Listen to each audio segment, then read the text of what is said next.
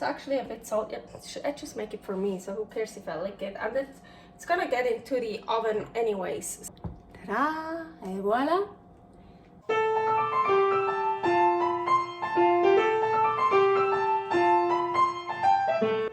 Carnivore Girl's Creative Carnivore Kitchen. No plants, no dairy, the next level cooking show. Carnivore recipes with meat, fish, seafood, eggs, gelatin, flavored seltzer, water, and salt. From super easy to complicated, from quickly done to many hours in the kitchen. I always say everybody's body and brain are different, and you gotta figure out what works best for you. The carnivore lifestyle has tremendous benefits, healing effects, and is the best elimination diet. There are many different ways how to do carnivore. I found a way that momentarily works the best for me.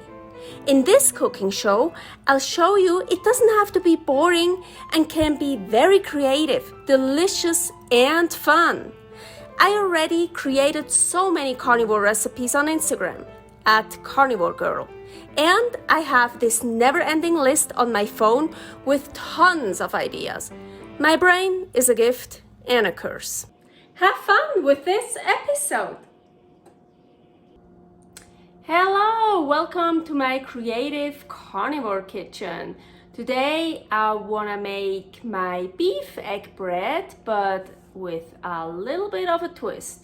Today I'm ready for the gym because after I'm done with this recipe and eat it a little bit, I want to go to the gym workout. So I'm just wearing one of my gym outfits, ready my sweat belt.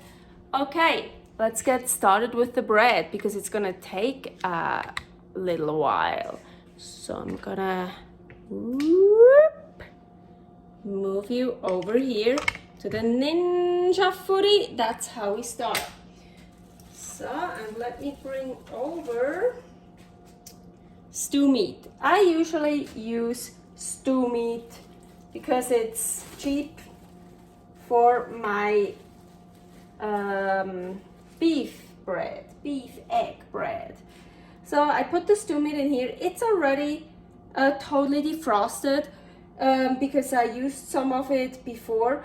So usually I put it in frozen, but now it's defrosted. It's gonna take a little bit less long. About a cup of water. Salt, of course. You don't have to salt it yet. I like to salt it already now because also then I'm just gonna use the meat for the bread, but the broth is gonna be delicious and the broth needs salt anyways. So salt. You could put in a lot more water to make a lot more broth, but at least about a cup you should put in for pressure cooking. They say a cup. For me, I don't fill it up all the way, so it's almost a cup. So our pressure lid, seal, pressure high. So usually I do that for like an hour, or yeah, if I put bones in it. Ooh, you know what? Wait. I always have 3 stages how I eat a bone. Well, it's on the steak. I torch the steak and I eat it there. From there, then I torch the bone again and I eat whatever I can. This is what I've done.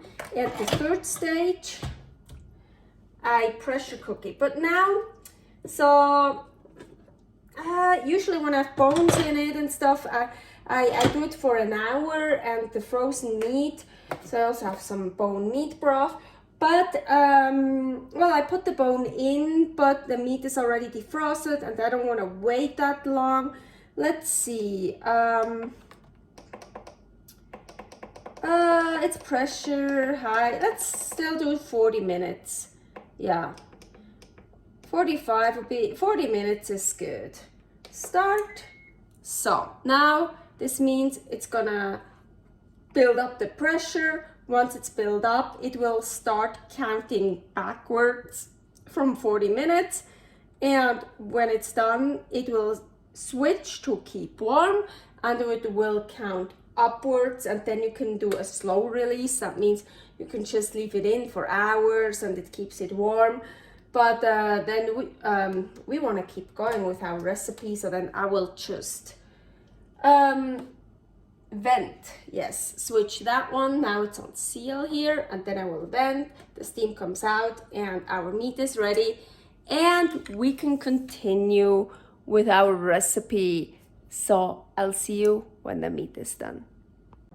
40 minutes later. So before I'm gonna start with this setup here, I just want to show you really quickly. Here is the broth from the stew meat we made. This is gonna be so delicious and nutritious. And here, you remember I put in the ribeye bone, and I already cleaned it up with my teeth. It's like so it's more nutritious and healthy. All the cartilage on there, really good for hair, teeth, teeth maybe maybe teeth for like good gnawing on it. But so the cartilage is full of collagen, really good for your hair, your nails, your skin, your joints, your bones. So yeah, anyways, I already started preheating the oven to 350, and I like blending everything together in here. This is not really made for beef, so I'm doing it in like portions, so maybe in 3 or 4 portions. So this is still warm, of course, but I can handle it. So I just shredded it a little bit, so it's a bit easier for the machine. And there's also all the fat on it. Here's some of the nice fat and cartilage, so it's gonna be delicious. Okay, not too much, because I know otherwise the machine has problems. I have 6 eggs ready. Honestly, I don't think I'm gonna use 6. Let's see. Yeah, it's actually a bit salty. I just make it for me, so who cares if I lick it? And it's gonna get into the oven anyways, so. But it's actually salty, so I don't think, maybe a little bit more salt. So I figured out the crush is the hardest. So I usually start with grind, then liquefy, and then crush.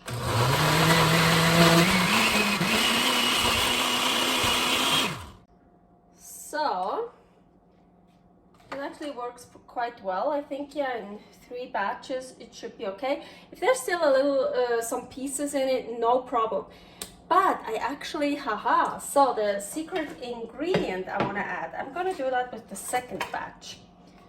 Ooh. So I'm gonna put that here. Oh, it matches up nicely. Beef, more beef. Okay. Excellent. Yes. You can do the ratio however you want. Maybe you want more eggs, less eggs, more beef, less beef, just egg whites, just egg yolks, more egg yolks and more egg whites, more egg whites and more egg yolks. I always kind of experiment. Now just use whole eggs. Now I said my beef egg bread with a twist. This is the twist. Ooh, what's this? Here is the recipe how I made eggshell flour. Yes. So I thought I want to add, this is the first time I'm gonna, oops, oven is ready, good. First time I'm gonna use eggshell flour. Never used it before. I thought good thing to try in a beef egg bread. I probably won't even really taste it because I'm not gonna put in that much. Really great source of calcium. So I'm not even gonna measure it out. I just, well, you can watch me. So I'm gonna put in that much. Maybe I'm gonna put in a little bit more in the second batch. This is as much I put in. So it's up. Here. Of course, then I'm gonna mix everything here. I already want to mix these 2 batches. Oh, actually really nice.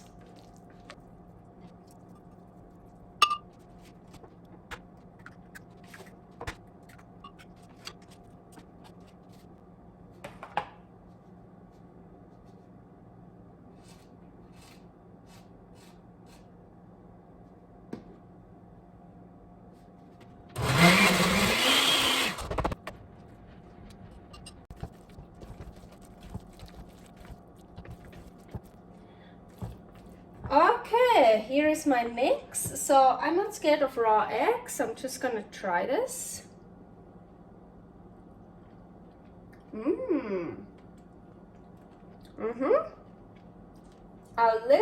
I feel like I can taste the eggshells. Ooh. More salt. So I have this amazing cake form. We call bread form. We call it cake form. You see, I can make it bigger and smaller. So let's see. You know me, I hate cleaning forms, so I use parchment paper. I used a small parchment paper, so I can't really make the form bigger.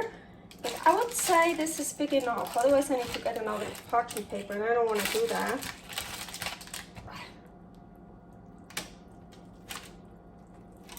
Ooh. Let me see. Almost went like between the parchment paper. You want to get everything here, of course. No waste. Never with me. Oh yeah, I can even make the form smaller. Yep. I love this form. It's from Switzerland, very old. Well, not like grandma old, but 30 years, maybe. So what I usually do with my breads, what I really like doing is I put salt on top at the end. It gives it like even kind of like a crust, and you have like, I do that with real bread too sometimes, like some salt. And I like this salt, so like coarse. Let's see, does it even go coarse? Not that much. Which one? I could also just get out the crystals, but I don't want it that coarse. Yeah, it's a bit coarser. Yeah. I like it when you see it, like, yeah, I'm grating like back and forth because I feel like they come out more big, they come out bigger than what if I would just grate. So, maybe you can see it, the salt on here. And we already heard my oven is preheated, 350. So my breads, I put in for 1 hour. I live high altitude, Reno, Nevada. Everything takes a bit longer here. But this time I'm just gonna put it in for 50 minutes. I think if you don't live high altitude, 50 minutes would be good too. I'm hungry and I wanna go to the gym. So I'm gonna check after 50 minutes. I'm sure it'll be fine. 50 minutes later. Ta-da! Et voila! Ooh, it looks so good. My beef egg bread. So let's try it. Really like it. It looks great. Some of the egg here, and oh, look at this. It's still steaming hot. It's still steaming. Ooh, ooh, ooh. Yep, really hot. So first, of course, I'm just gonna try the bread by itself without anything. I'm kind of worried I put in too much eggshell.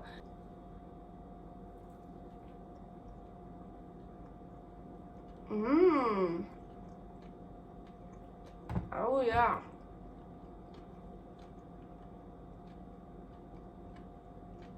I wanna say, I mean, I made bread like this before, so yeah, I feel like a tiny crunch. I'm sure it's the eggshell, but not bad. It's kind of fun.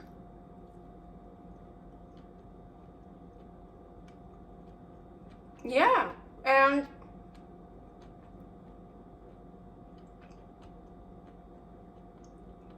I wouldn't say, okay, honestly, I would have to have the exact same bread next to me without eggshell in it, and then do a testing, and then I probably could say, oh yeah, I taste it.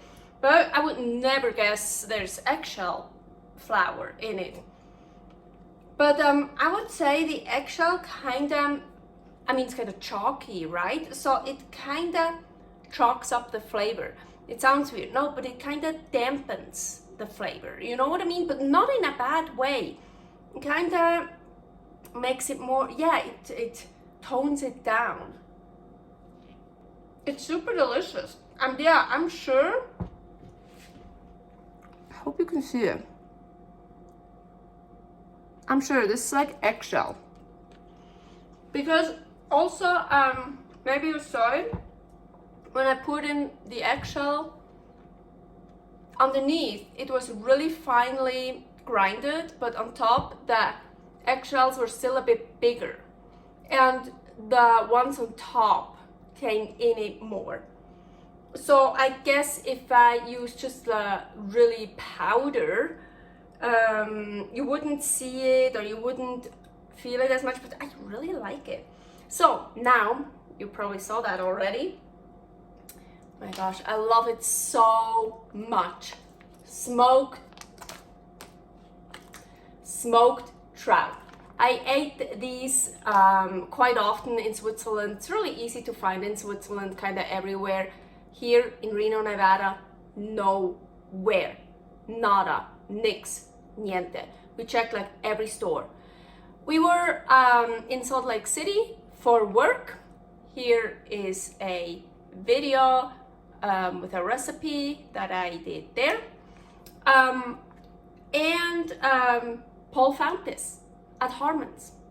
And here, just trout, salt, and what does it say? And natural hardwood smoke. So nothing else in it. No spices, no sugars, no binders, nothing.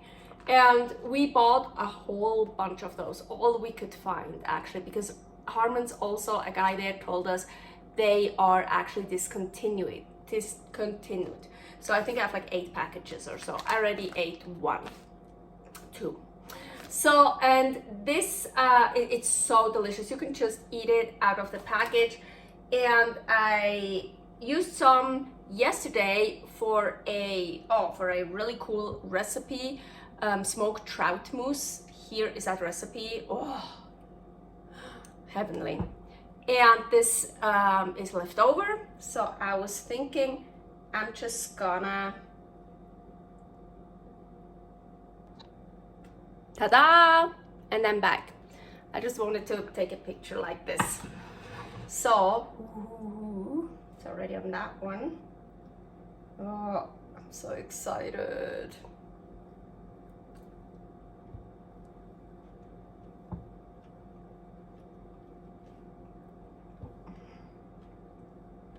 Oh yeah. So good. It's complementing each other very well. The beef